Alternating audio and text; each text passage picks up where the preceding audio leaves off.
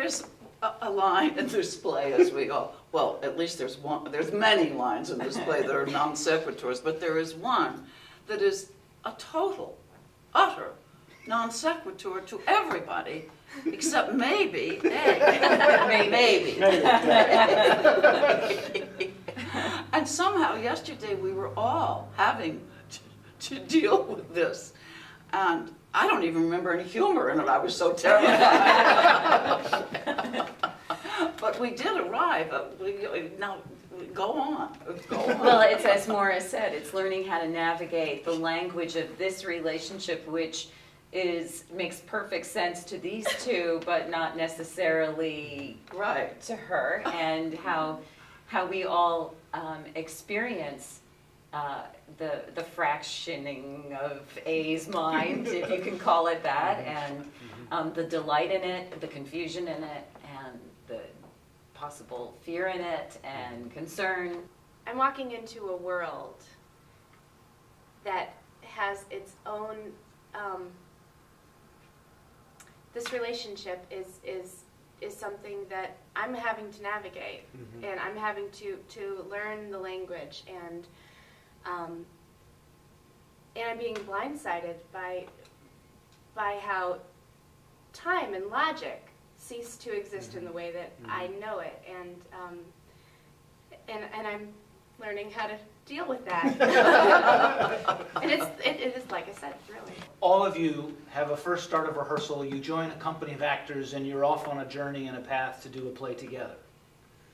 I can't remember a play that requires such quality of listening amongst the characters than this play does. I mean, literally, you have to understand how the other person's brain works. The synapses, the thought changes, the process, the thought, how it shifts and moves, and exactly where is she in that thought process? All of us seem to have the challenge of not only listening, as actors always do, really listening to each other, because otherwise, I mean, who else have we got? But each of us has the experience of not hearing at certain points, of hearing as actors, but not hearing as characters. Right, and the choices that you have to make. Yeah. Boy, yeah. I mean, that is tough. Or choosing to not hear as the character. Yes, exactly. Right. Choosing to not hear. Or choosing to pretend to not hear. Right. And I think one of the things that this play fosters, more than any other play I think I've ever done, is a total reliance on each other. It is just, because we're dealing with a woman who's not linear, at least let's put it that way. Yeah. Right. Well, it also allows us to work with the tool that I think actors have the greatest abundance of, and that is empathy. Oh.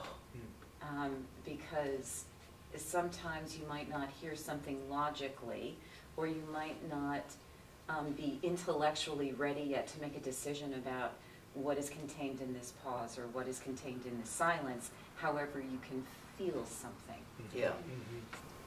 Yeah, we've all been, to use a word I used before, blindsided by how these words are hitting us emotionally, just us personally, yes, let alone the characters. Mr. Albee has I mean, if I may, it seems like he's written like a careful spell in a way that just really taps in and makes you can't help but feel that empathy. It's a resonant play, I think, for everybody, and as Mary Beth said, I cannot imagine it not now I'm talking like Albee, but four negatives, but I cannot imagine it not resonating with everybody. Something in this play is going to resonate. A lot of this play, maybe all of this play, is going to resonate with everybody, no matter what their age, what their experience, because it is so utterly human, I think. I think it's a totally, as spare and as reserved, in a sense, as the play is. It is utterly human.